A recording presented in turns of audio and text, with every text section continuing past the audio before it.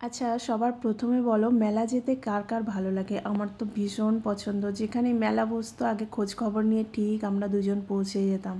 এবছর রথের মেলায় আমার তেমন কিচ্ছু কেনা হয়ে ওঠেনি, তাই ঠিক করে রেখেছিলাম এই মেলাটা বসলে একদিন আমি ঠিক যাব। আর এই যে সংসারী মাইয়াগুলো যখনই মেলা যায় তখন নজরটা কোন দিকে যায় বলো তো? ঠিক ওই কাপ ডিশ বাটি ঘটি এইসবের দিকে।